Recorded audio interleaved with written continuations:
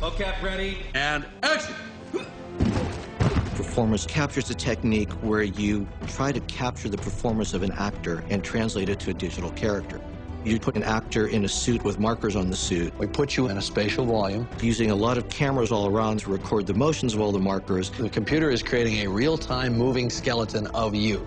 From that skeleton, you now can drive a computer-generated character. The intent is to capture the entire performance of the talent. We're recording tons of high-definition reference so that we can really get those subtle nuances. What CGI technology does is it replaces prosthetics. Actors can now play any character that's designed in the computer without going through hours and hours of makeup. And what we get is their performance coming through the CGI character. Just like you would get Eric Stoltz's performance coming through in The Mask, you get Zoe Saldana's performance coming through in Neytiri. It's not just we're capturing motion, we're trying to capture what's the intent of the actor. You have a strong heart. But stupid, ignorant like a child. We knew how to do bodies. Bodies were easy. We'd done bodies for years using motion capture technology. What we didn't know how to do, what was not known, was how to do the face with complete accuracy. We're drawing on the experience that we've had over the last few years doing characters like Gollum and King Kong, and just really trying to look at how you make a character not only look real, but also perform as a character in the film. We came up with this idea that we would actually have a little boom, kind of like a microphone, and instead of a microphone on the end of that boom, there'd be a little tiny camera with a wide-angle lens, and it would image the face while the actor was working. And that captures a series of markers on the face, and it real-time kind of figures out where those are moving and what shape they're in, and basically just figuring out how that skin has moved, it knows what shape it needs to be in. It's a very sophisticated system. Close-ups right on the eyes, everything's completely computer-generated, and we've got to have every detail and every lifelike quality to that skin and believability. I trusted you! Trust me now, please. Oh, God! God, you not be your happy! You will never be one of the people! We're always doing make-believe anyway, so pretending that nothing is everything is actually, I think, second nature to us. Run! Definitely run!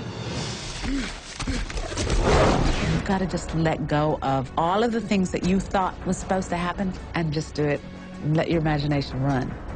You're able to really dig into your character. You get so deep into this world that you start hearing, seeing, feeling Pandora.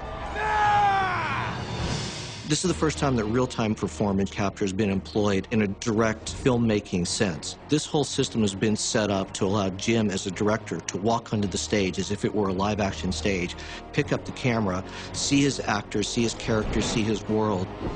One of the ways we did that was by coming up with this virtual camera that allowed us to see in real time what was being shot in the performance-captured stage. When Jim picks up that camera and he looks at the actor who's standing there right in front of him, what he sees is their CGI character. And when he moves the camera around the stage, what he sees is the world that that character is supposed to be standing in. The virtual camera doesn't have a lens in the traditional sense. It's all created virtually in the computer. We're using our performance capture system to track this position as though it were a camera view into that world. I'm working with those captured performances to shoot all the cameras for all the scenes. And the camera could do anything. It could be a crane, it could be a Steadicam, it could be all just purely handheld. As a result, you're getting great camera work that doesn't feel computer-generated. It feels very alive and lifelike. It's basically as close to live action as one could get in a CG-invented world.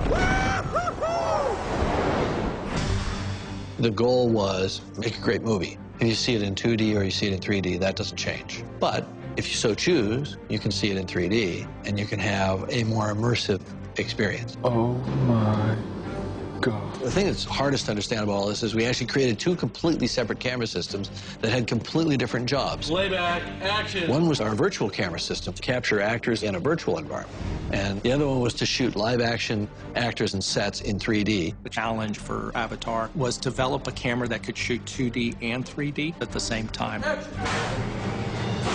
No longer are you moving around 300-pound cameras when you have to shoot 3D. Jim can take a 3D camera system, throw it up on a Steadicam, hand hold it, get it into small areas, and shoot this movie with the same flexibility that he would shoot any 2D movie.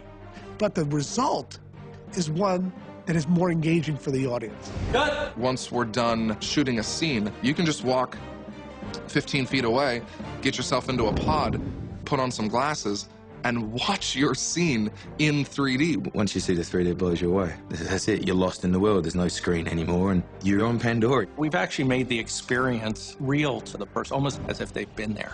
You're not going to believe where I am.